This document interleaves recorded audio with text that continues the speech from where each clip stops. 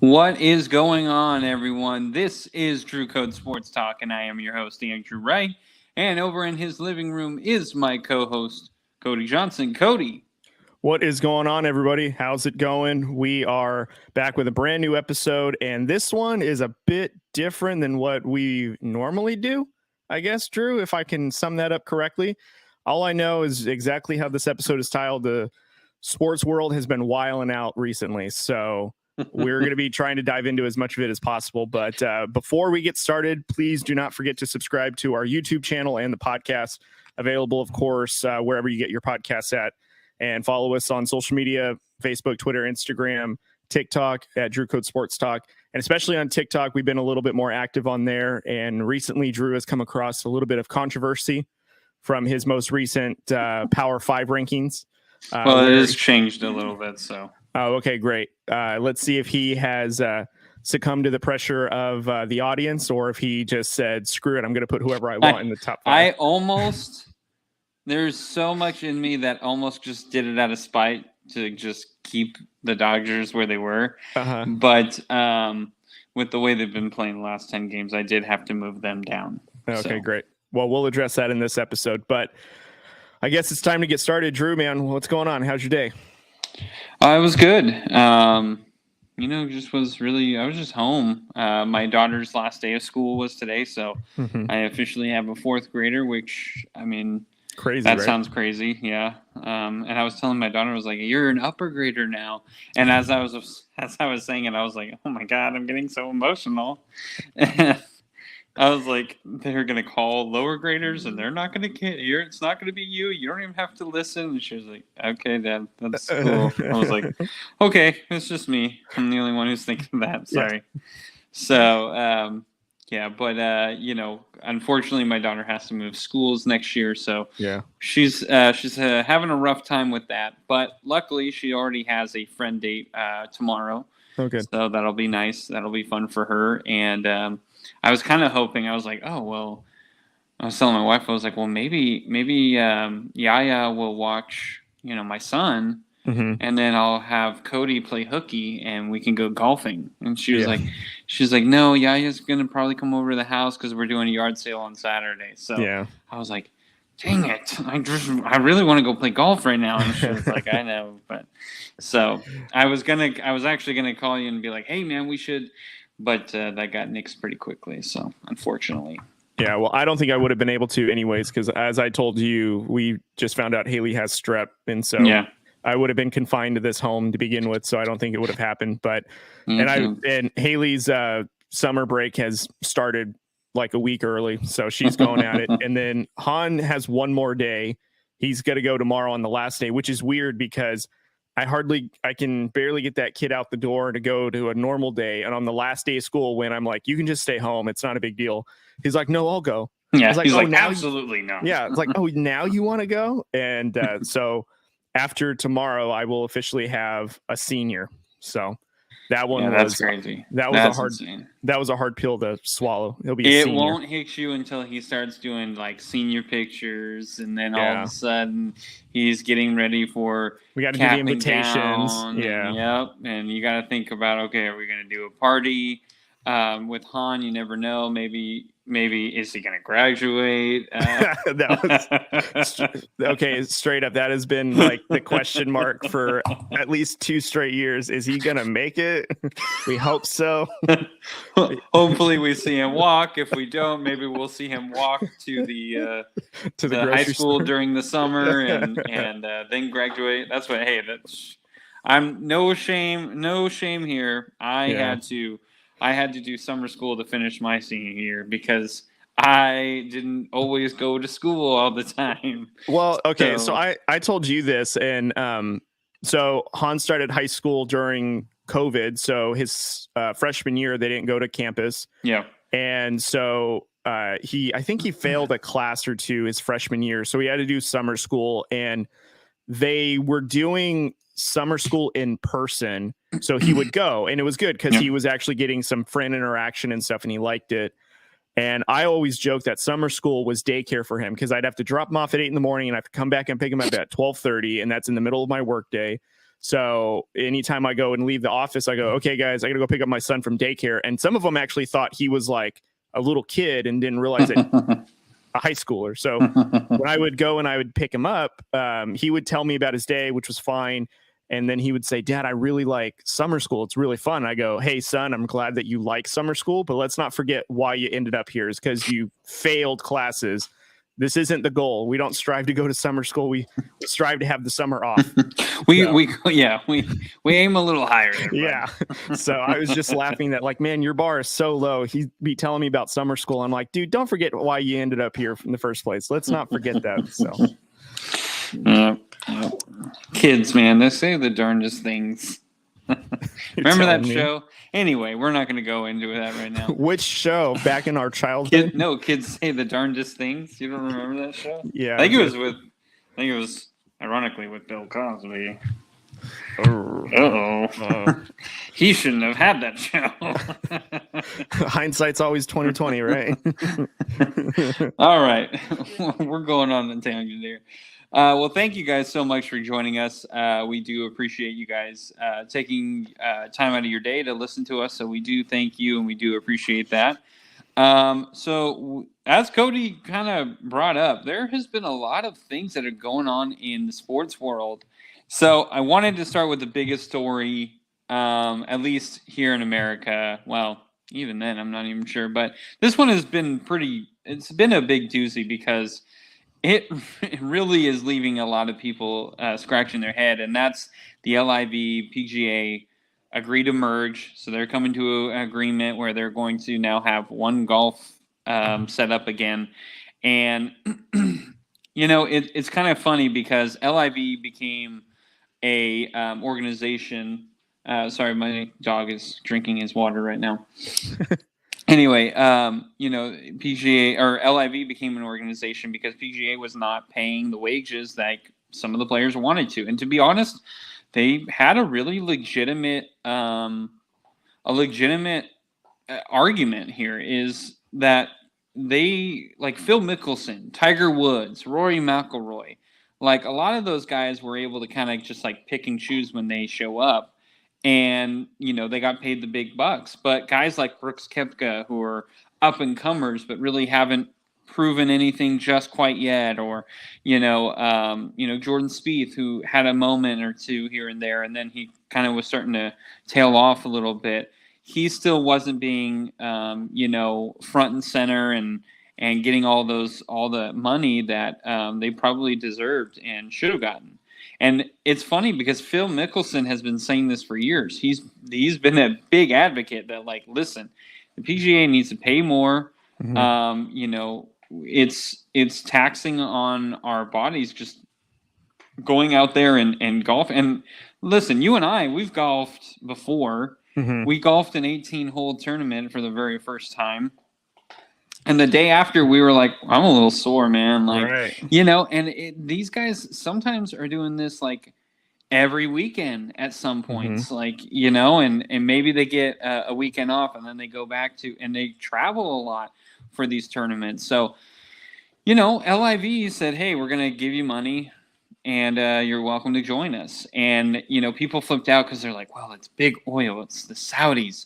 They are, it's blood money and blah, blah, blah. And listen, I understand all that. I do. And I'm not saying you're dumb for thinking that. I think it's a legitimate cause. But if you're going to do that about golf, mm-hmm. about people that are playing golf who are getting paid for it, we also need to look at, like, you look at iPhone. They're made in China, and honestly, the working conditions and the wages aren't great. Okay, right.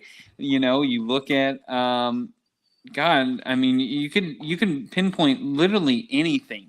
Mm-hmm. Samsung, I'm sure, is got something. I'm just looking at my fridge, and that's what it reminded me of. But I mean, for real, like you look at anything, even PGA back in the day was in bed with big oil industries, like, mm-hmm. so it's nothing new. And like if you do that throughout your whole life where you're like, I'm not going to go to this company because they are against, human rights or whatever, then great. You are the preacher and the practicing person of that. Like, great. That's always good. Mm-hmm. But listen, I'm a realist, at least for me. I like certain things. I like to live a certain way. I'm not afraid to say that. There are things that I'm sure that I've bought or I have or use, especially my iPhone, that don't have the greatest working conditions. And listen, I feel for those people. I do. This might sound bad, but like, there's not much I can do. If I just stop going there, it's going to take more than just me. You know what I mean? So it's just a bigger conversation that we're talking about. And listen, we're just talking about golf. That's why when this first happened, Cody, we were on here, we talked about it. And I said, I don't blame people for wanting more money. It's not that big of a deal for me. Right. I understand that there's this, there's an issue going on and that, the human rights and all that. Like, I understand that. But listen, it's kind of hard to say no when they're throwing not just like $10 million at you. They're throwing like hundreds of millions of dollars at these golfers. Mm-hmm. I'm sorry. I'm not going to say no to that. Like, I don't blame guys for being like, nah, I'm probably going to do that. Yeah. I don't blame them. So I think it's just people are looking at like, well, I can't believe this. But at the same time, it's like you got to make money somehow. And if you can make enough money for generations of your family to be set in stone, I mean, that's kind of the dream. That's why people come to America, because there are those opportunities. Yeah. And these golfers found that opportunity. Yeah.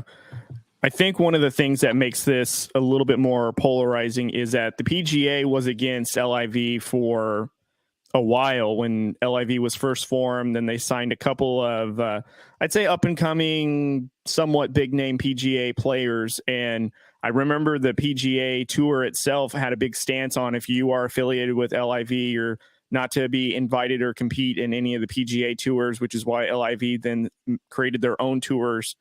And I think what the problem is it's not that the players are going to get paid more or there's more money being funded into the sport, which is what's been needed. PGA, from what some experts would say, is it would cost some of the up and coming players more money than they would make on the tour because of flights and travel and having to get your own equipment or all that stuff before your sponsors would help take care of it. So players like Roy McIlroy or, Tiger Woods, they would make so much money off of PGA because they're made, so to speak. But the other players that you made or that you named earlier, they're not in that realm, so they wouldn't get the same cut that PGA would. And there's no like universal healthcare with PGA or any of the other maybe basic benefits that, like, let's say a league like the NFL or the NBA would have. So they're just completely different. But I think what the problem is again, it's not that the player's getting more money. I think the question is, where's the money coming from? Which, again, LIV is created by the Saudi Arabia government, which is already a sticky situation. And you're 100% right. There's other things that we use in our day-to-day. I'm currently using a MacBook and an iPhone to do this, which I know we're made in a certain, we can't be friends anymore. Yeah, which we're made in a certain country that doesn't have great labor laws. But, again, we consciously make those purchasing decisions. But I think what makes it tough is this is directly from that government that has done really terrible things in human history, and that can't be forgotten. But I would also say too that America is just as guilty as that in other countries as well. It's just not, obviously it's not promoted here on our land, because why would we say that? But then also too, the PGA Tour was so on their soapbox about why they didn't want to have LIV in their sport and, this, that, and the other. And then just all of a sudden, out of nowhere, they come to some agreement, a merge, without notifying any of the representing players. And so, like, you had players like Roy McIlroy that had to answer for that. And he's like, look, I turned down a lot of opportunity from LIV to stay with PGA because I believed in PGA. And then it feels like PGA just sold me down the river just because they were going to make some money. Now, who knows who controls what? I don't know if LIV is just going to fund it and PGA is going to operate it, or it's going to be a split decision. If it's PGA basically just giving the rights to certain like names of events, and LIV is just going to 100% fund it and produce it. I don't know what that entails. We'll probably know more later on, but good for the players for getting more money, because they deserve it. I mean, this is a taxing sport, and if you're one of the best in the world to compete, you should be getting at least some sort of base number to be on the tour. But I think it would be hard to ignore what feelings this would do to some people that have been affected by the Saudi Arabia government in some form or fashion, positive or negative. And I think that's what the bigger question is. And, it kind of turns into one of those things of like, this is kind of bigger than sports. It's just so happened that this is being covered in a sports category, but it's kind of further out than that. And it's a lot more complex than what just on the surface of it is. So it's interesting to see. I'm curious to see what it's going to look like. I remember, not to get too much off topic, but I remember when the WWE was up for sale and the Saudi Arabian government was in talks to purchase it. I'll be honest, the fact that they would have bought it directly, I don't know if I would have watched it anymore, just because I can understand if they're like an investor or whatnot, but I don't know about a direct purchase with all that they do and all that they believe between their citizens and women's rights and human rights and stuff like that. So it'd be hard for me to continue to be a consumer knowing that. So we'll see. PGA is going to have a lot of blowback from this, I'm sure, more than just us. But, I think that's what happens when you do business with certain people that have a reputation, and you now have to clean up that reputation, ironically. So, yeah, they're going to owe a lot of these PGA golfers some money, because the way they went about this, they're like, oh, we're we believe in something higher and blah, blah, blah. And, this is despicable that some of these players are going over there, and then all of a sudden they merge. And it's like, listen, I understand that they were in a situation where a lot of their sponsors were dropping out, so they needed that money. I get it. But at the same time, to go exactly, I mean, it's to quote the Bible here, it's like a dog going back to its vomit. I mean, it was just, it didn't make sense why PGA went that way. And so it's obvious that they had been thinking about doing this for a while. And I think they just realized that, hey, listen, let's just do it now. And then the golf will continue and everyone's going to start forgetting about it, which I'm sure it will. But, they're going to owe some guys some money, because that's a little messed up. There were some golfers who were truly believing in what PGA was selling, and unfortunately, they were on the wrong side of it. So yeah, unfortunate. All right, what's the next topic you want to talk about? Well, let's go. I mean, this is crazy. We're talking golf and then soccer. I mean, Lionel Messi going to the MLS, coming to Miami for all of the teams. Of course, he has somewhat of a relationship with David Beckham, who, if you don't know, is a famous soccer player. And, he came to the MLS at the end of his career. Big British soccer player. He was huge in whatchamacallit. I can't think of the league right now. I'm totally blanking. Oh, my God. The Premier League. Yeah, jeez. The Premier League, and then he came to the MLS and finished out with LA Galaxy, which he was good. I mean, just watching him, I know it was towards the end of his career, and it's the MLS, and everyone's like, it's nowhere near but still, you can tell, like when Zlatan Ibrahimovic came to the Galaxy, he was just so much better. He was like a 6'5" guy. He's just this big dude. He's rock solid, and God, the shots that he shot, the shots that he made. The first game that he had for the Galaxy was unreal. He came in off the bench and scored like 2 goals in a row, and it was ridiculous type of goals. Yeah. So it was just one of those things that, man, it was crazy. So Lionel Messi getting here to the MLS is a big deal. This is a huge deal. Yeah. I don't think people, especially people who don't watch soccer, they don't really understand it. But it would be like LeBron James saying, okay, I'm going to go into the China League. and Mhm. he just absolutely dominate because that's what he would do. Well, that's what Messi is doing. Messi is not only going to America to probably just annihilate every MLS team, but also he is going to make absolute bank. Yeah. Okay, like he's going to make bank, not just with his contract, but he's going to have so many other deals, sponsorships, whatever it may be.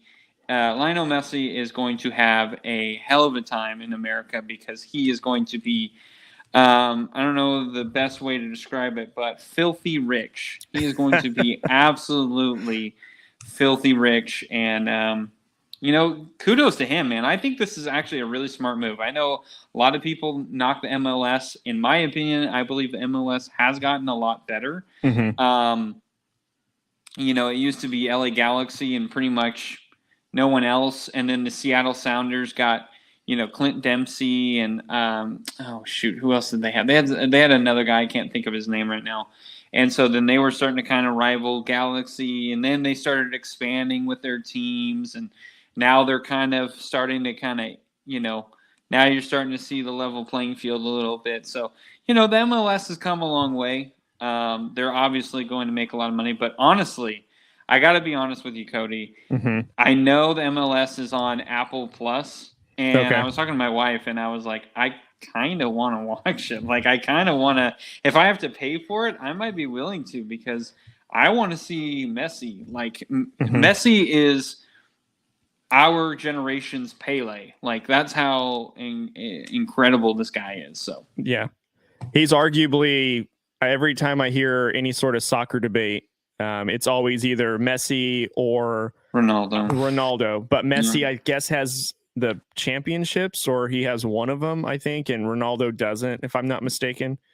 But anyways, something like that. Yeah, but anyways, to echo what you said, like the Premier League is literally its own mecca of a sport, and to just come to America to continue is just crazy. It's going to be an upping level for Messi to just put on a show for what he does. And I think for America, it's great just because he is so popular amongst the soccer fans and soccer community. The viewership that it's going to gain in the Miami market is going to be absolutely crazy. And in home games in Miami, it's going to be sellout crowds. In away games with any other team in Seattle or LA, or now there's a newly formed team in San Diego, it's going to be absolutely crazy. It's going to be star-studded, filled.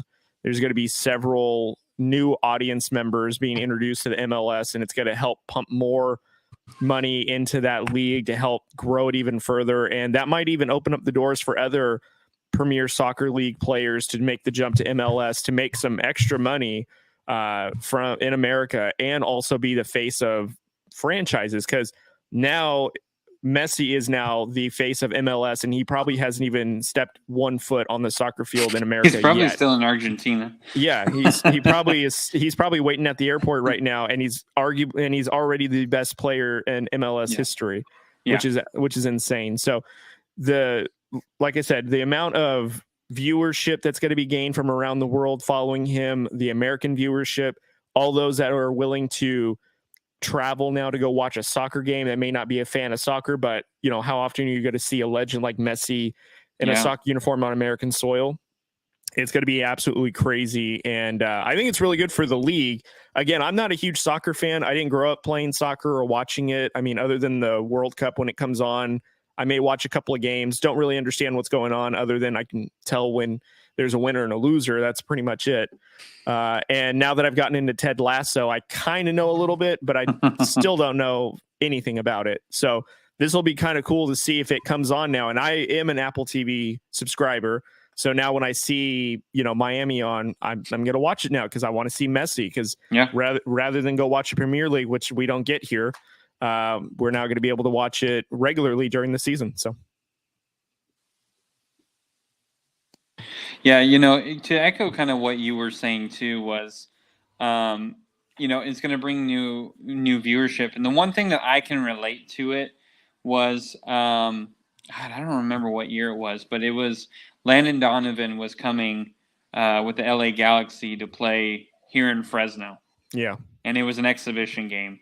And it was like, I mean, try and get tickets was insane. I mean, you were just like, we got to see Landon Donovan. And Landon Donovan, I mean, listen, he's a popular soccer player. I mean, overall, he was a very good soccer player, but he's nowhere near what Lionel Messi was. So, or is, yeah. Yeah. And so you imagine just people just randomly browsing and this guy just running up and down the field, just absolutely dominating the MLS. You're going to be like, okay, who's that guy? Yeah. And then they're going to say, oh, and he's one of the highest paid players already. Like I know Forbes always comes out with a list like highest paid athlete in the world, and Messi's always like 1 or 2, and LeBron is like 4 or 5. So that just goes to show you how big this guy is. So, and not in stature. I mean, when you see pictures with him, the guy is like short. I'm taller than Messi, but you know, he is a spectacular soccer player. I mean, I watched the World Cups with him on the Argentinian team, and just against the best of the best. This guy is just ridiculous. So, imagine what he's going to be able to do with not so talented MLS. And again, I'm not trying to poo-poo on the MLS, but I mean, let's be real. He's been dominating big time soccer leagues throughout his career, and now he's coming to the MLS. I mean, I'm sure he's going to be just fine. Yeah, I think he'll hold his own. Yeah, I think he'll be cool. I think it'll be good. All right, Cody. Co-host pick. All right. You know what? Let's do, just because you're going to roll your eyes. Have you been seeing the Zion drama? Have I been seeing the Zion drama? Yes. My wife is constantly in the news of all this type of drama. So now we know what he's been doing off the court, man. He's never available. This is why. He's got so much going on. I've been seeing all over Twitter. Man, I wasn't familiar with your game. I'm sorry. Yeah. But yeah, listen. First of all, respect. No, your wife is gonna come after you for that. Don't say that. She's already listening. She already knows what I'm talking about. But no, I mean, dude. I mean, you're gonna post a video. Man, I don't get it. I really don't. I don't understand it. I guess I've never been that kind of person. Like, I mean, you're going to be posting a video. Like, you're going to post a video. Yeah. So, what did you think was going to happen? Oh, man. I mean, you just got to use this up here, the brain. You got to use it sometimes, man. I mean, listen, I'm not going to say he's like this crappy guy. I'm sure he's a really nice dude to hang out with. But it's this, like, I mean, just stay off Snapchat. Like, sure, you got in trouble before on Snapchat. Now you're going to do it again. It's just like, man, you got to learn from your mistakes. And this also, I think this is a bigger deal because exactly what you said, this guy don't play. He is not healthy. Yeah. And so with him doing all this stuff, it just is another step of why it was kind of dumb for the Pelicans to re-sign him because it's like, dude, is this guy going to play? And is he committed? And I know it sounds dumb. Like, people have to have lives. Listen, I get it. But if you're, trying to situate everything that's going on, you have basically 2 lives going on. And I would argue you have 3 lives because you have basketball and apparently you got 2 relationships going on, man. You got to get something straight. Listen. This is why LeBron, I mean, it's dumb. I know people are going to argue this, but LeBron James, this is why LeBron James works. He's non-drama. The only drama he is about basketball.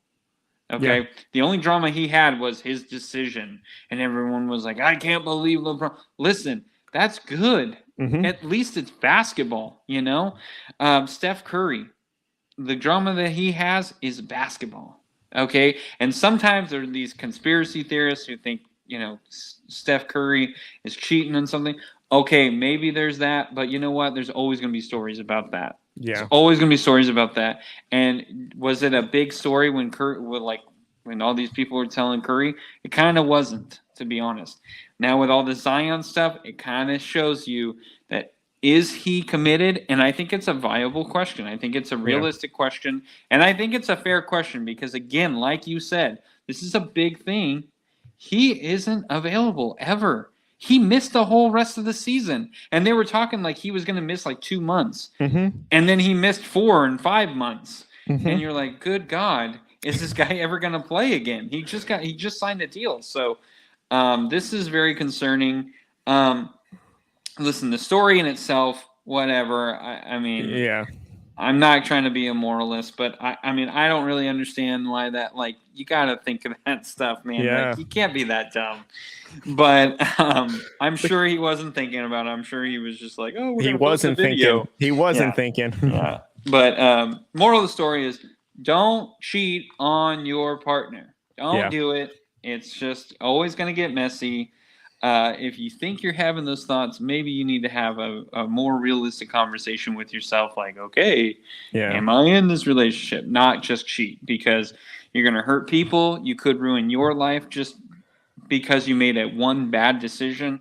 It's a messy situation, and coming in from a sports perspective, this is not a good look at all. This could really hurt his career. And I know it sounds dumb because it's just about cheating, but it really could, because now billionaires who want to give you millions of dollars, they're looking for every way to make it cheaper. And you just did that yourself. Well, and then not only that, but like he's a part of the Jordan shoe brand. Does Jordan want to be a part of that? And not only that, but on the Pelicans locker room, imagine the questions that are going to get asked from the media to his teammates about his personal life and his whatever he does behind closed doors, which is clearly his business, and that's totally fine. Well, there are those people out there who say Jordan also was an adulterer, but listen, Jordan played. Yeah, I'm sure he was. I mean, I'm sure he was. I mean, I think wasn't Jordan divorced for a reason, right? Like he's on his second or third marriage or whatever. Anyways, he's married to his original wife. No, he's not. All right. I'm pretty sure he's not. All right. We'll look it up later. Okay. But I would say, like, quick PSA for all those. If you're in a relationship, do not cheat. Okay. It never works out. Don't do it. And for you 20-something-year-olds, because I think Zion's like 22, is that right? Or dude, he's so young. He's just a pup. Like that. So, I mean, I know nowadays some of these early 20-year-olds like to have a lot of options. Just remember, I do firmly believe in karma. So when they never forget an address. So just be very careful. That's the only PSA I'll give to all you young kids out there. Yeah. But anyways, I just thought it was absolutely wild, very entertaining considering it's been a pretty mild playoff series, I'd say, between the Nuggets and the Heat, which thankfully we're actually not going to talk about tonight. So it's kind of nice. All right, moving on. So do you want to pick or do you want me to pick? No, dealer's choice. Dealer's choice. Okay. Oh, you know what? I'm going to talk about your favorite guy. So, as you know, Kyrie has been trying to recruit. Go with this one. I knew it. Reports have been that Kyrie has been recruiting LeBron to come to the Mavericks. I know that you were texting me about this. You heard it on your favorite podcast about some more details about it. But what's your thoughts about it, and is it going to happen? It's not going to happen. It's too unrealistic unless the Lakers are really wanting to move off of LeBron. And here's the deal. So Kyrie was out there saying, hey, LeBron, why don't you come to Dallas? It would be great. We would work really cool. So first of all, it was like, okay, they're going to trade LeBron. And I was like, the only way the Lakers are going to trade LeBron is if they're like, okay, well, you give us Luka then. Yeah. And I don't see any way where the Dallas is like, okay, yeah, we'll lose like our future for the next 10, 15 years. Sure. To a player that showed up and only played 25 games for us. Yeah, you got it. Yeah. So, not going to happen. They're not going to listen to Kyrie. To be honest, I think they want to get rid of Kyrie, and they're just letting him spew whatever whatever he wants. So I think the story came out because Kyrie wanted it out. I don't think Dallas really cared. They're like, sure, you can say that. I'm not going to do it. Listen, I'm not saying that Dallas wouldn't want LeBron. I think, of course, anyone would want LeBron. But here's the thing. They have a guy, generational talent in Luka Doncic. Are they going to get rid of that guy to get LeBron, who's only going to be there for maybe, if you're lucky, 2 years? And to be honest, I don't think so. I don't think you're going to do that. You're going to trade 2 years for 15 years. And listen, I do think LeBron could make the Mavericks somewhat better and possibly a championship contending team. I think that is a possibility. And I think right now he's in a mindset better than Luka in the sense of he knows, okay, how to win. And I think Luka is still kind of learning that, especially with the roster that Dallas has right now. So in that aspect, I could see how that could be somewhat realistic. I do. But in the grand scheme of things, it doesn't make any sense. Luka is, in my opinion, the best. I don't want to say that right now, but he's at least top 3, if not the best player in the NBA right now. Like, this guy is absolutely ridiculous. So, you're not going to trade that away unless you could guarantee that they're going to win NBA Finals this upcoming year.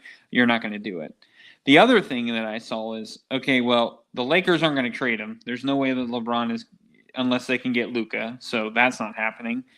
And you were saying that you thought it was a player option, and I was listening on to the Bill Simmons podcast. They were saying that it actually has to be a buyout. And LeBron's contract right now is $45 million. The buyout would be $40 million. So are you going to pay an extra $5 million to have LeBron play for you? Or are you just going to pay him, $5 million less and let him go literally wherever he wants to go? You're going to keep him. I mean, you're going to. Even if LeBron straight up said, I'm not playing for you anymore, they would rather, I think, in my opinion, at least what I would do is I would still pay him, because I would be like, well, I mean, I don't want him against me, to be perfectly honest. I know that might be like, oh, come on, maybe, because right now they're in shambles. I mean, what else? They can't get any other like big time free agents right now. The only thing that's coming up is the draft. Maybe you can trade some things, but anyway, that's a whole nother story. But my thought is this: it's not going to happen. They're going to keep LeBron. And you kind of brought up a good point, and I'm not going to try and steal your thunder, but I will say what you told me. I don't think LeBron wants to leave. I think he wants to stay. I mean, LA, he wanted to move here for a reason, and he's been pretty successful at all the businesses that he's done. So why would he leave now? Yeah. And not only that, but so I don't think he'll want to leave LA. I mean, his son just committed to USC. So why would he want to move away from his family while everyone is still at home? And truthfully, I don't think the Lakers are going to want to give up LeBron. He was still their best player on the team at age 38 in year 20, better than AD, better than all the other players on the roster. And I feel like if the Lakers make some good roster moves, maybe pick up a couple player options, potentially pick up a free agent that we'll probably talk about in the next segment. It's looking like a better team and you have a good shot. So I just think if you go to Dallas, sure, you'll have Luka and Kyrie, and let's hypothetically say LeBron does join. Who else do you got? You've got you got 3 players probably taking up a majority of your salary cap. You got one of them that's 10 years older than the franchise player or not even 10 years older, more than that. Cause Luka, I think, is like 24 or whatever, 25 maybe. So, and then not only that, and I mentioned this in our Marco Polo, but I think too, what would be what LeBron would not like is that Luka doesn't know how to check his emotions sometimes. And you can tell, like, if he's upset, then he's unapproachable. He's not a very healthy teammate. He won't pass the ball very much. And I don't know if LeBron wants to deal with a teammate that is still figuring out his, I don't want to call him a temper tantrum, but essentially that's what it's equivalent to. And not to mention Kyrie, like how committed is Kyrie in Dallas if he doesn't get what he wants? This isn't Kyrie from back in Cleveland when he was kind of still all in with the team. He's gone to now Boston, Brooklyn, now to Dallas for a short time. I mean, on paper, I don't even know if it works. And they wouldn't be great defensively. They'd be even worse defensively, ironically. They're bad enough, and they would be even worse if LeBron was on the team. Not because LeBron doesn't play defense, but he doesn't play defense all 82 nights, all 48 minutes of a game. Yeah. He plays it. Chooses. Yeah. So, and Kyrie and Luka don't even know what don't know what defense is. So they're allergic to it. Yeah. They're like, what's defense? I've never heard of her, So I don't know if it would work in general. I think Kyrie coming to LA is more realistic than LeBron going to Dallas, in my opinion. That's something that I think is more entertaining and more plausible than LeBron leaving LA. LeBron leaving LA is just not happening. I mean, I would be shocked if he did.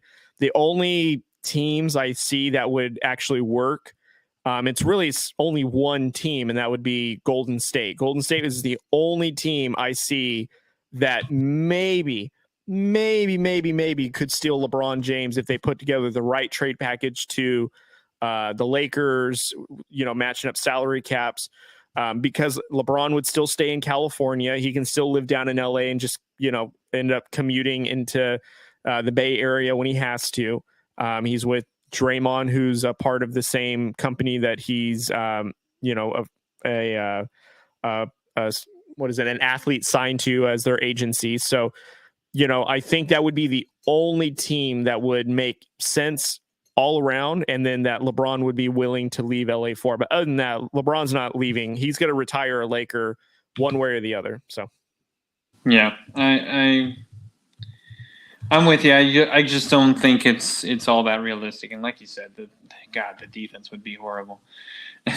You were saying, you were talking about like, who's she? Yeah. I just thought about like Zion on the background, like, yeah, who is that? Can I have her number? Yeah. She got Snapchat? No, Zion. Does she have Snapchat? Get back. Down, Zion. All right. So I kind of alluded to it. There was news yesterday that Chris Paul was waived, or now he's not waived. His future's in discussion right now with the Heat. So, Drew, what do you make of it? Do you think he can reconcile with the Suns? Do you think he's going to end up somewhere else? What do you make of this Chris Paul situation? Sorry, I was just thinking of Winning Crashers when he's like, "How much gem you got, man?" That's all I can think of. Oh, Zion. Listen, I'm kind of surprised, to be honest, because with them signing Frank Vogel as the head coach, Chris Paul, one of the things that he's always done very consistently, even as he's gotten older, he's a really good defender. And Frank Vogel is a defensive head coach.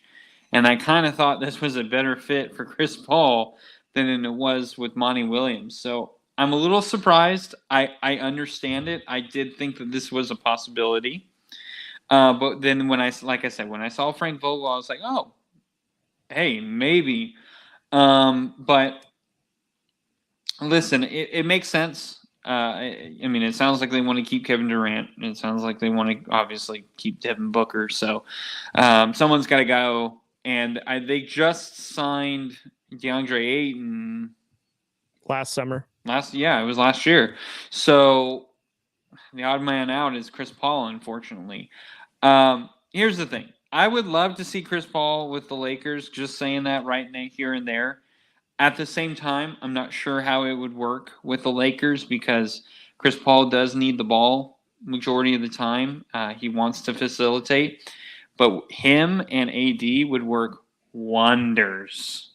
Chris Paul would thrive with Anthony Davis, actually, I should say, would thrive under Chris Paul. So I think that would be a really good fit. It's LeBron actually kind of throws a wrench into that, if I'm not mistaken. But I think there is a way. Mm-hmm. Westbrook was a little different because Westbrook wanted the ball. He was ball dominant. Like, okay, I need the ball. And that was the only way he got going. Whereas Chris Paul, he's not a big-time shooter as it is. he can make his shots, of course, and I'm sure he would drive when he needs to. But he's okay with leaving that to LeBron. He's okay with feeding Anthony Davis, and I actually do think it worked out perfectly. And I was listening to my Bill Simmons podcast, and they were saying how it was a horrible fit, and I was like, I wouldn't say it's that horrible of a fit. I would actually say it would make more sense than the Westbrook one. And now, I don't know if they could afford Chris Paul. I think Chris Paul would probably have to take a pay cut if he was going to come to the Lakers. So that's something they would probably have to figure out. But all in all, I know everyone's going to say Chris Paul to the Lakers. I'm not sure the Lakers would actually go after him. I think they would think about it. But if you get Chris Paul, you're getting older rather than younger. And that's kind of been the issue. So, I think Chris Paul is worth it, to be honest. But, you might lose some depth. And that's my worry. And I know this is kind of an unpopular opinion, but I would actually rather keep D'Angelo Russell than to try and go after Chris Paul, just because of the fact of what I was saying. You're getting older, you're not getting younger. Whereas you keep D'Angelo Russell, he's still pretty young, and he's not going to be as expensive as Chris Paul. So, well, a couple of weeks ago, we had talked about the Heat, what they should do because or not the Heat, excuse me, the Suns, what they should do because they got eliminated pretty early off in the playoffs, and Monty Williams got fired. There's a lot of turmoil. So we kind of posed this question, and I had brought up, and I want to brag a little bit because I brought this up before Colin Cowherd brought this up today on his show, where he said that he thinks that the Suns should trade for Marcus Smart with the Celtics and send Chris Paul, which is what I had said prior. So I just want to pat myself on the back a little bit, because that's exactly what I said should happen, because Chris Paul would help get the Boston Celtics more mature.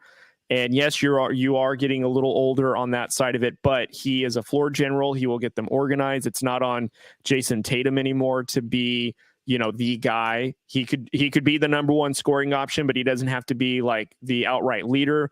It gives Jaylen Brown an opportunity to still do Jaylen Brown things, and you still have Chris Paul, who is basically a coach on the floor, which is phenomenal.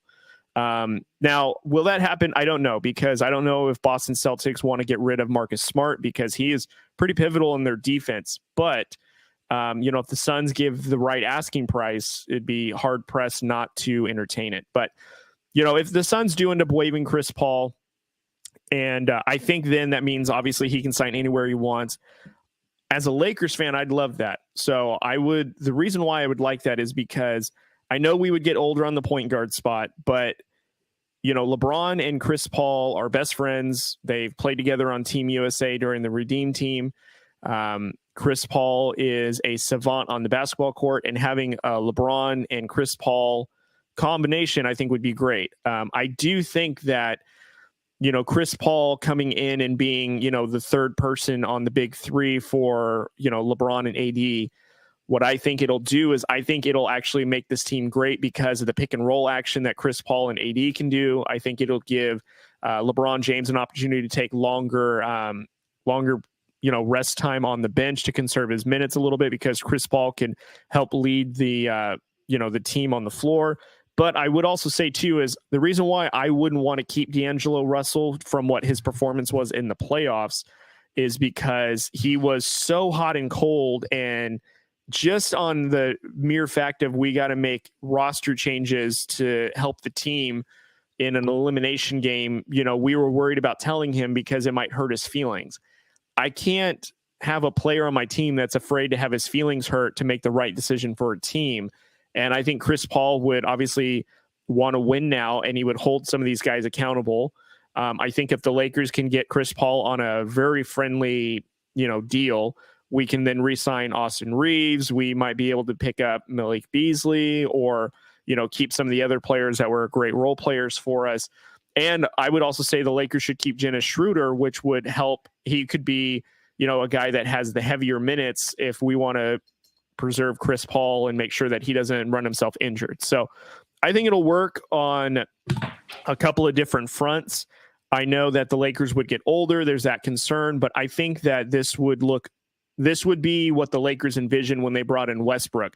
Now, I'm not saying Chris Paul is athletic as Westbrook, but he would not be shooting no 8-footer and hitting the backboard or the backside of the backboard to then brick a shot. He would make the right decision, whether that's finding the open guy. He would maybe pull up, mid-range. He would do something. He'd be a far better point guard than what we had in Westbrook. And, I think it would work for the Lakers. Now, do I think it'll make them outright, favorites in the West or in the NBA? Probably not, because unless we get younger or AD could play all 82 games, averaging, 27 and 13 every single night, being a defensive player of the year, I don't think the Lakers are going to be a championship team, but I think the Lakers' chances would help greatly if they can add a player like Chris Paul. I don't know. There's a lot of other teams out there that are fighting for Chris Paul's services that'll probably get him before the Lakers. But I think it's very interesting what's playing out right now this offseason. I will push back a little bit on the D'Angelo Russell. You were talking about that you don't want a player who, is that sensitive to, like, if we have to bench him. I think there are two factors. First of all, he doesn't know D'Angelo Russell that well. Mm-hmm. And, I think he realized what he needed D'Angelo Russell. Whether he wanted to admit it or not, he needed D'Angelo Russell to score.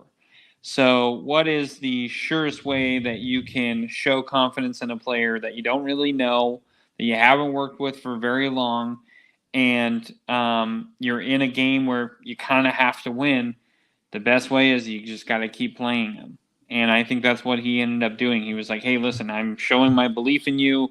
I know you can do this. So, just need you to step up. So that's kind of that would be my argument is I would say, I think Darvin Ham's hands were tied in that situation because it was kind of like, we need him. And right now we don't really have any other options.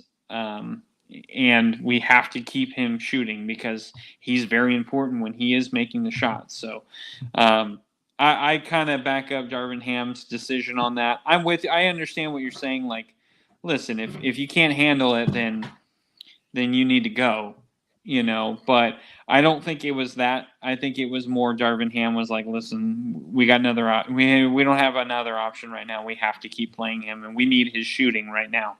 Whereas here in the off season, they could potentially go, okay, where can we go? Can we get better in this position? Where would that be? Can we get younger? Can we get more consistent shooting? All that jazz. So I'm sure they're going over that. But I wouldn't be the least bit surprised, to be perfectly honest, if D'Angelo Russell was still a Laker come next year, to be perfectly honest. All right. Well, something is going wrong with Cody's connection. Oh, he's there. Oh, no, he's not. Anyway, some other news that happened. Another player that was cut, but this was in the NFL, was not in the NBA. It was Dalvin Cook. Reports are that Dalvin Cook will be released by the Vikings. So there is a question up in the air of, okay, where's Dalvin Cook going to go? I had told Cody this on Marco Polo, as we always message each other on Marco Polo.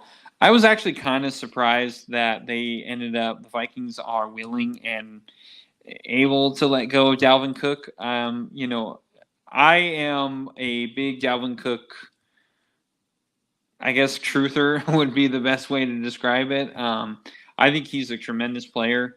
In this league that we are in now in the NFL, this new and improved league, running backs are not valued very much. So you can be one of the best running backs in the league, and these guys don't want to pay for you. They don't want to give you that kind of money. So, unfortunately, Dalvin Cook is a running back. He is a great running back, but unfortunately, he does cost a lot of money. And it's really sad because, like, in the NBA, you kind of get these guys who, like, shouldn't be paid the way they're paid, yet they see a contract and they're able to, they get more money than they should be getting, and they don't produce as much as what like a Dalvin Cook does.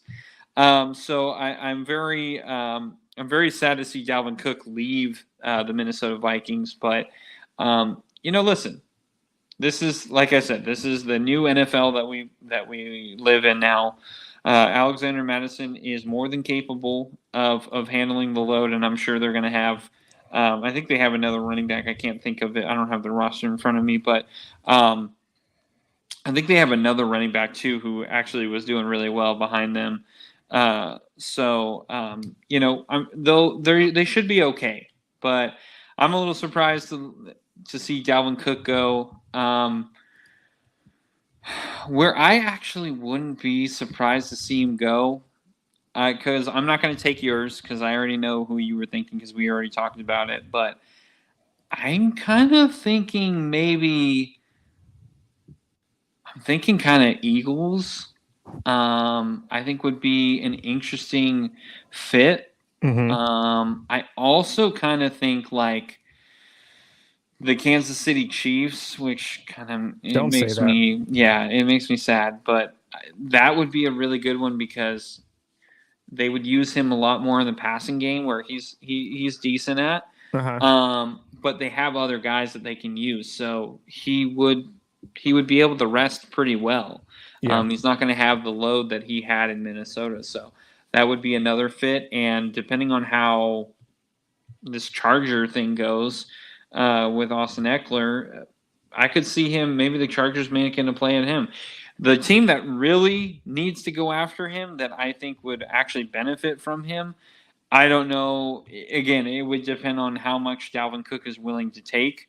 But the Los Angeles Rams, I think that would be really interesting. It's a really good one. But I don't see them.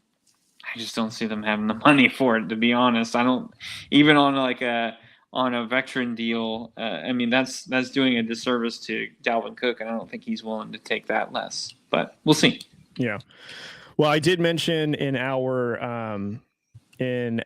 Marco Polo that I thought the Bengals would probably be a really good fit for him since the whole Joe Mixon situation where it's potentially that he might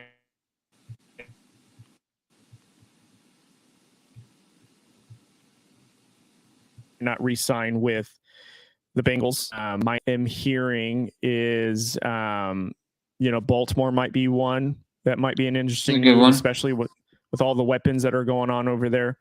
But the reason why I don't think the Chargers will do Dalvin Cook is because they already kind of have a similar situation with Austin Eckler. And the only thing you're doing with adding Dalvin Cook is he's a year younger, but he's injury prone. And Austin Eckler isn't really injury prone. I mean, he'll have some bang-ups here and there, but he's pretty much as reliable as it gets week in and week out. And, I don't know if the Chargers want to take a risk on an older running back. So it's really the only thing that I'm thinking that might. Well, my argument would be that Dalvin Cook is right now he's cheaper because he's looking to just join a team. Yeah. I don't think he wants to go and not be on a team. And to be perfectly honest, I also do believe that Dalvin Cook could benefit in this offense. And you get some other guys some reps where you don't have to use a heavy, Austin Eckler all the time and put some miles on him. So anyway, that's just kind of what I would say. Gotcha. That's my argument. I like it. But yeah, man, it's just very interesting. I mean, Dalvin Cook, is on a lot of lists of being, in the top. Some people would say top 5, top 10 running back list. That's too early. I'm foreshadowing, but anyways, but yeah, I think it's just absolutely wild. I know it's pretty much a cap hit. I know that Dalvin Cook will probably garner a huge market. Hopefully a team like the Broncos or the Chiefs don't come knocking because we really don't need that kind of problem in our life. Considering that the Broncos had already signed Frank Clark, which was not something I wanted to read today, but But I think there's just a lot of interesting opportunities out there for Dalvin Cook, and it's not the first time we're going to hear some wild signings for probably the foreseeable future in the offseason. A lot more cap hits that we didn't anticipate. So it's wild out there. It's hard to wrap my mind around the Vikings just letting go of Dalvin Cook. And this is also too, if they don't find a trade partner, which you and I talk about anytime a team says looking to trade him, and if can't trade him, we're going to release him. That pretty much means he's going to get released. He's not sticking around. So yeah, unfortunately. All right, you want to get some baseball in? I do.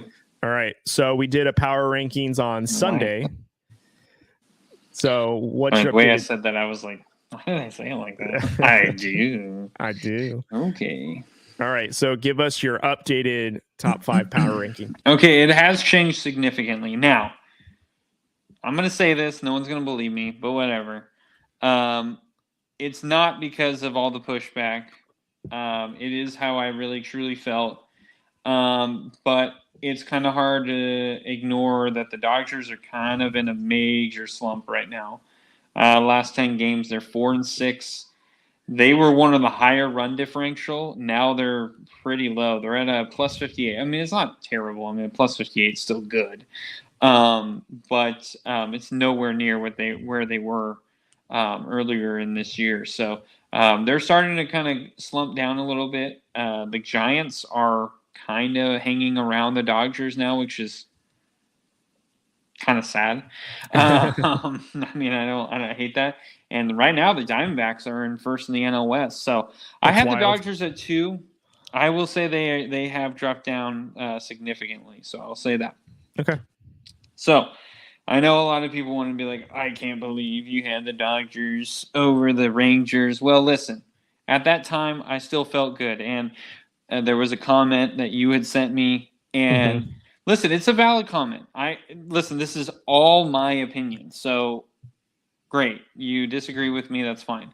You're taking it way too seriously than I am. But anyway, which I do take. I mean, I actually work pretty hard at how I do my power rankings. But I mean, let's calm down a little bit. All right. Anyway, they had said, the Rangers, they're doing the exact same thing that you made the argument for the Dodgers. And I actually said this to you, Cody. I actually disagree with that. Now, what the Rangers are doing is great. They've rejuvenated John Gray, which is incredible. I mean, this guy was almost had one foot out of the league, almost. And then Nathan Eovaldi is having another resurgence too, which is great. And he always had the stuff. He just never could stay healthy or gave up too many runs. And right now he's pitching phenomenally, arguably in a Cy Young contention. So there is those factors. But my argument was what the Dodgers are overcoming is more impressive. And they say, well, that's the same thing with the Rangers. No, I would disagree because the Dodgers have had Walker Buehler for years now. Walker Buehler has been their ace for 2, 3, 4 years now. He's been a solid ace for the Dodgers throughout that time. He got hurt, and now they're having to figure out how to play without him. Now, when you talk about the Rangers, they had Jacob deGrom. Jacob deGrom signed a 5-year, $185 million contract. But he only played a month. You haven't learned how to play with him.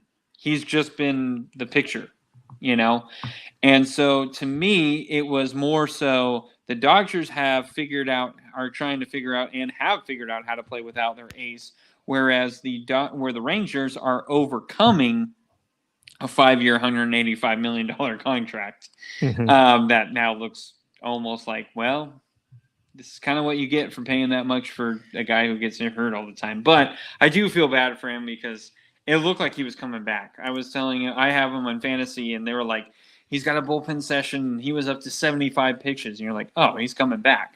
Yeah. And they're like, oh, he's going to have a rehab assignment. They're going to check him out one more time before he starts his rehab. Checked him out, and they're like, oh, he's got Tommy John surgery. And I was like, what the heck? Where did that come from? That escalated quickly. Good Lord. They were saying like, oh, he's good. He's ready to come back. So that was crazy. But anyway, so that was my argument. So, but here's my power rankings. First, I have the Rays. I don't think I need to explain anything. They're still the number one team. Look, Shane McClanahan, the pitcher, the ace for the Rays, phenomenal. This guy is absolutely dealing right now. He's got the best ERA in baseball right now, and I mean it's pretty. I don't want to say it's like pretty close, but it is. It's a close race with the ERA. But McClanahan 9-1. This guy, when he pitches, he's winning. I mean, he's got 13 starts. He's got 9 wins, only 1 loss. He wins when he's pitching. His strikeouts, he's at 87 strikeouts, which is not the highest, but it's pretty darn good. And the average against him is 210. So his whip is a little high for what I like to see, and I think it's mainly his walks because he's allowed 29 walks and he's got 58 hits allowed in 75 innings pitched. So the whip is a little higher. It's a 1.15, but that's just, I mean, at that point, it's really not that big of a deal when your ERA is that low. So you're allowing guys on, but you're getting out of it pretty easily. So that's what that shows me. So very impressed with Shane McClanahan. So Rays number 1. Rangers, I put at 2. There you go, random guy. Jacob deGrom being hurt, but it is going to be a blow, and I think you're going to see it start to accumulate a little bit over the course of the season. But like I said, the resurgence with Nathan Eovaldi, who is 8-2 with a 2.24 ERA and only 12 starts, he's doing phenomenally. He's normally a big strikeout guy. His strikeouts have gone down, 77 strikeouts. He's allowed 61 hits, but his walks, his control has always been somewhat of an issue because if he's around the plate, he's usually like down the middle of the plate. But he always had elite stuff where he would get away with it. Now he's learned to control his pitches, and now he's only walked 14 guys. He's got a whip of .93, and opposing batters are hitting .213 off him. So he's doing a fantastic job. John Gray, this guy was supposed to be the second coming for the Colorado Rockies, and he ended up leaving. Gets to the Rangers here, and all he's doing last year, I was surprised. I'm honestly surprised that the Rangers kept him, to be perfectly honest, with how bad he was last year. But he's got an ERA of 2.32 in 12 games started. He's got a 6.2 ERA, 6.2 win-loss record. He's got 63 strikeouts, so his strikeouts aren't high. But again, the walks, he's only got 20 walks, which is actually really good for John Gray. He's always been a big walk guy. This is the number that I'm most impressed with him. Now, he has one less start than McClanahan does, so McClanahan has allowed a few more, but 51 hits with John Gray. John Gray was a guy that if you made contact, the ball was going out. Not only are they not making contact, but they're also, when they are, it's not getting out of the ballpark. This is a huge, huge deal for John Gray. He's got a .96 whip and opposing batting average against John Gray. This is one of the more impressive ones I've seen so far, 201. Wow. Yeah. So Rangers are doing something right with their pitching staff right now. Do I think it'll last? I do think that they are still going to be a good team. I think Eovaldi is going to step back a little bit. I do think John Gray is going to step back just because history tells us. And I think their hitters are still somewhat inconsistent. I think Seager is a consistent hitter. I think Semien is a consistent hitter, but the rest of that team has proven over the years that they can be very inconsistent. So that's what I would say. So I do see a step back for the Rangers, but right now, playing great ball. Can't argue it. Then we have number 3. I have the Atlanta Braves, and mainly I'm really focusing on pictures right now. I'm sorry, but Bryce Elder for the Braves, this guy is right now my big-time favorite to win Cy Young for the NL. This guy is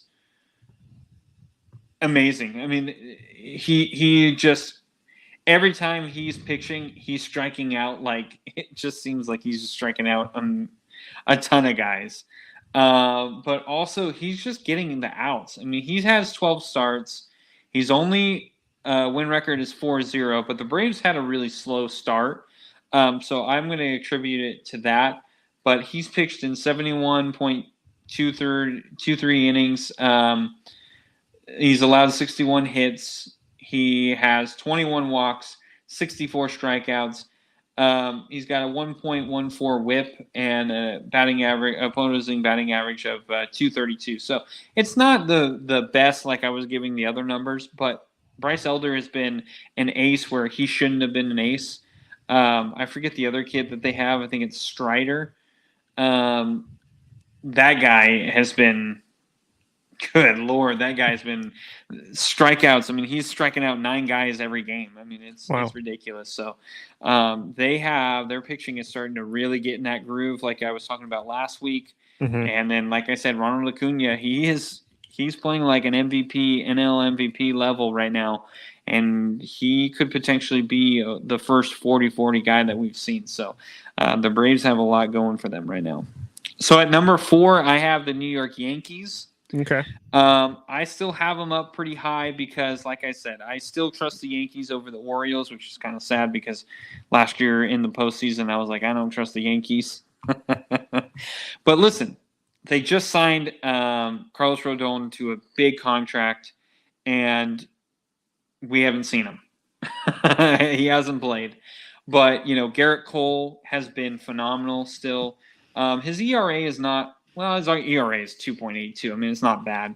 He's 7-0 in 13 starts, so that's fantastic. The other pitcher they just got back was Luis Severino, who is a really good pitcher. Now, he is a very injury-prone type pitcher, so I'm sure we might see him hurt again, unfortunately. But he is a tremendous pitcher when he is pitching for the Yankees, and it's great to have him if you're a Yankee fan. Another pitcher that they have, Nestor Cortez. Sorry, I totally blanked on his name. He's not been as good as he was last year, but he's still pretty solid. They have so many guys that have stepped up and are pitching well, and then that lineup is hitting really well. I mean, it's kind of hard to ignore. So, Aaron Judge is still doing Aaron Judge things. I think his batting average is a little bit down, but I mean, I imagine that'll be over quickly, and he'll be back to where his normalcy is. So once he's off the IL. Oh, did he just go on the IL? I think he went on yesterday or today for a right toe. Oh, I didn't see that. Okay. Well, anyway, he's going to come back and it's okay. They got Stanton. It's fine. Yeah, Giancarlo Stanton. Yeah, I know Stanton, who literally can only play DH now. Then I have. You'll be happy about this one because you were so mad that I didn't have him on here.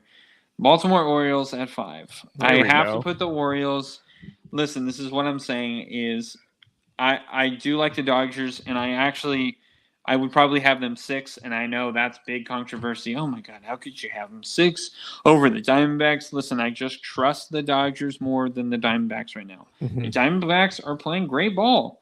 They've been a little more consistent than what the Dodgers have. They're only a game and a half above the Dodgers. And, I'm sorry. What history tells me, the Diamondbacks are a very young team. They're going to step back. So I'm going to be cautiously optimistic for Arizona.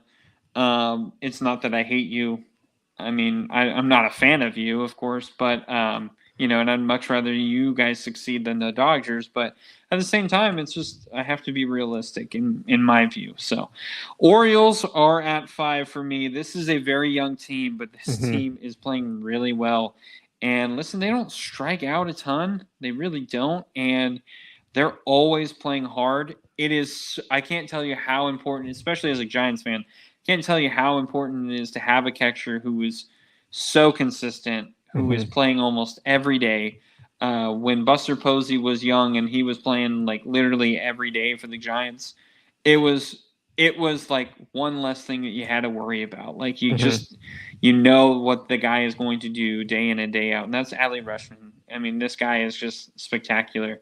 But the other guy, the unsung hero right now for Baltimore, I say hero like he's this pitching god, but Tyler Wells. He's been pitching really well for the Orioles. He's got 11 starts out of 12 games total pitched. He's got a 3.29 ERA, so that's good. He's allowed 44 hits in only 68 innings pitched, so a lot fewer than the other guys. 14 walks. This is the key. 14 walks, 70 strikeouts. Holy cow. In only 68 innings pitched. Jeez. That tells you how dominant he is. He's striking out guys right now. He's got a whip of .85, and this is this is Shohei Ohtani-esque because Shohei Ohtani is opposing batting average against him is a whopping 175. Tyler Wells right now 178. Dang.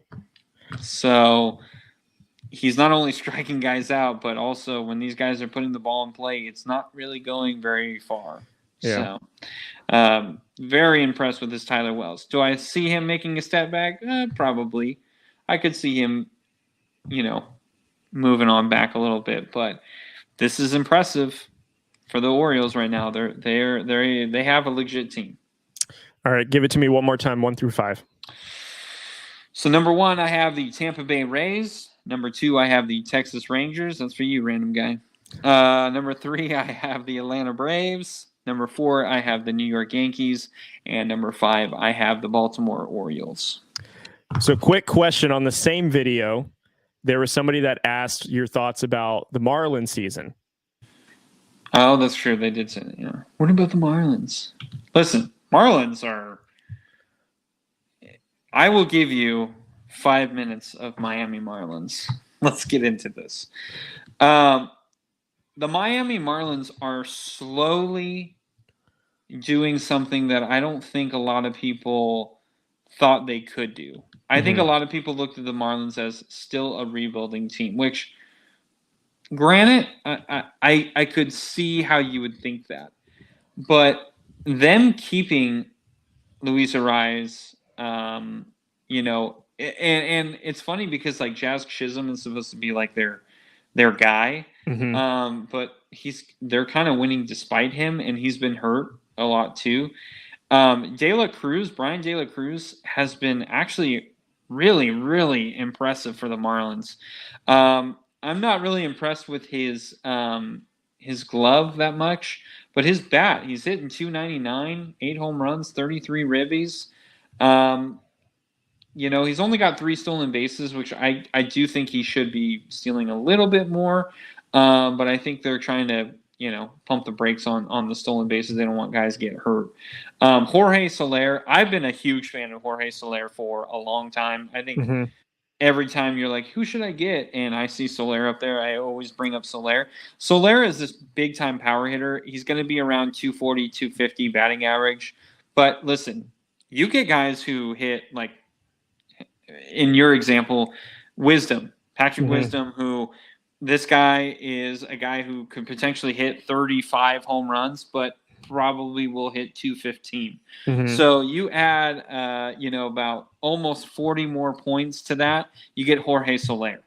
And Jorge Soler is a big-time player. Now, he does struggle with injuries, so you do have to worry about that. I actually really like that they got Yuli Gurriel. I know a lot of people think he's old and he's pretty much done for, but I think he's very impressive. Another guy who is not getting enough recognition for the Marlins is Jesus Sanchez. This guy has actually been hitting really well. He's not played in as many games. He's only shown up in 38 games. Only 98 bats, doesn't even have 100 at-bats right now, but he's hitting .306. He's got 6 home runs, 17 RBIs, and he's gotten 3 stolen bases. So he's good. Luis Ariz is... I don't need to say anything. This guy is hitting over 400 right now, which is incredible. And the way he doesn't hit home runs. He only has 1 home run on the year. He just is such a pure baseball hitter. It is so, so impressive. I'm so impressed with how this guy hits. And he's probably going to hit around, I would imagine at the end of the year, he's going to be around like 330, maybe even 340, which is still absolutely insane. Jesus Luzardo, this guy needs to be talked about a little bit more. His ERA is a little higher than what you'd want it. And Sandy Alcantara, who was a borderline unhittable last year, has been struggling. But listen, I believe he's going to get it right. He's got such good breaking stuff that he's just too good to not get better. And like I said, Jesus Luzardo too. He's having a hell of a year as well. Those two guys, and then Edward Cabrera, he's having a nice year. He's at 80 strikeouts in 13 games started, so that's really good. And then opposing batting average is only 213, so he's doing really well. But when guys are making contact, unfortunately, it's going out of the ballpark, or it's extra base hits, which is kind of what you need to die down on. But Luzardo and Alcantara, I'm not worried about it at all. And Luzardo's having a really good year. He's under 4 on ERA. So there you go. There's your Miami Marlins topic. I do like the Marlins. I don't want people to think that because they're not my top 5, I don't care about them. I look at a lot of these teams. I watch a lot of baseball. I pay attention to a lot of stuff. It's not that I don't notice. It's just we don't have as much time. So, well, I appreciate you giving us the dirty rundown of that. So there you go, random guy, Miami Marlins. Random guy number 2. That's for you. All right. So really quickly, Drew, blast through this last one really fast so we can go home. Sorry. Who is your favorite Cy Young winner for the AL and NL as of right now? Okay, right now, if I had to pick AL, it'd probably be Shane McClanahan. Just because the win-loss record, the ERA, the strikeouts, 87 strikeouts, it's all very impressive. And then right now for the NL, I already said I would probably go Bryce Elder right now. I know a lot of people would probably say Marcus Stroman. Listen, if you're going to pick a Cy Young, a lot of guys will pick the guys who are winning. So I would love to pick Stroman. He's not a big strikeout guy anymore, so I can see his ERA start to inflate a little bit. What he's doing right now is great. No argument here. But I think Bryce Elder is on a team who's winning right now and is pitching really well. And of course, he's benefiting from his lineup. So I would go Bryce Elder in the NL, and AL, I would go Shane McClanahan, subject to change.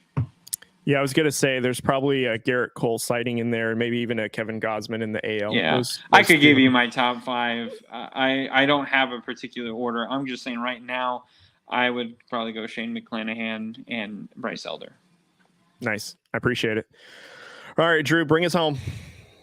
All right, guys. Well, thank you so much for joining us today. We, like I said, we do always appreciate it, and that you took out time of your day to listen to us. We do thank you for that. So, listen, go subscribe to our YouTube channel. We always want to see you. Excuse me. We always want to see you guys on the YouTube channel, and also comment, like the videos. Post them. Anything will really help. So please go do that. And also go check out our social media sites, which is we're all on Twitter, Facebook, Instagram, TikTok. Like I said, you were on YouTube as well. So please follow us, like our page, comment on all the stuff that we post. We always want to hear from you guys. Listen, you hear me now. I was talking to the random people. And listen, we don't take all this personally. You can come out and bash us. Listen, we're just doing this for fun, so we don't really take it that personally, unless you really go personal, and then we would. But mostly, I think everyone's been pretty respectful. I think that we had one issue with one guy, but other than that, I think everyone's been really respectful. So we do appreciate that. So we always want to hear from you. If you disagree with us, we don't mind.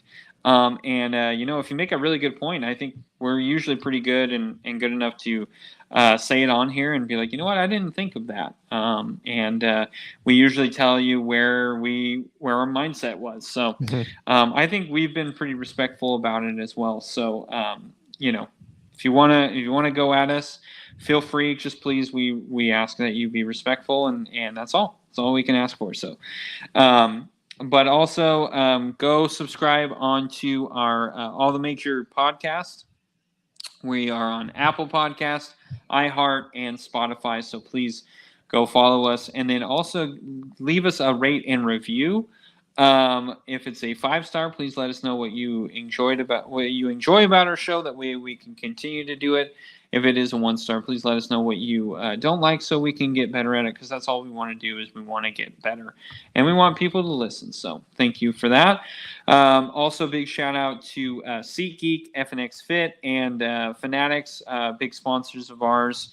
All the links to those sites where you can help us out are in the description in the episode, on our social media sites, on our website at drewcodesportstalk.com. I was trying to go too quick on that one. And then also, like I said, it's in the episodes and in the podcasts and all that. So, and in the YouTube episodes and all that. So please go do all that. We do really appreciate that. So I think that is it. So Cody, any final thoughts from you?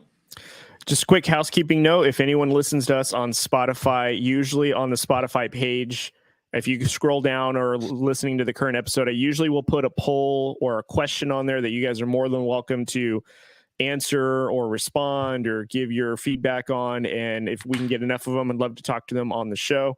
But anyways, we again are super thankful for you guys for always listening to us and interacting with us like Drew had mentioned. So quick reminder, go visit drewcodesportstalk.com. Go subscribe to the podcast on Apple Podcasts, Spotify, as I just mentioned, iHeart, Google Podcasts, literally anywhere you listen to podcasts, we're available. Go check us out on YouTube. We're pretty regular on that as well. So love to see you guys watch our videos and interact with us. So thank you guys so much again. We'll do another episode shortly. Don't know how long, but pretty soon. And then you guys will actually start hearing some special content come out in the next upcoming weeks regarding our top 10 lists. And then also we have during fantasy football season or the run up to it, we've got some fun fantasy drafts that we're going to do with some goofy topics and all that stuff, some lighthearted humor. So I can't wait for you guys to join us for all that in the upcoming weeks. But for now, we'll have you guys go back to the real world and we'll say goodnight. Thank you guys for listening, and we'll catch you on the next episode.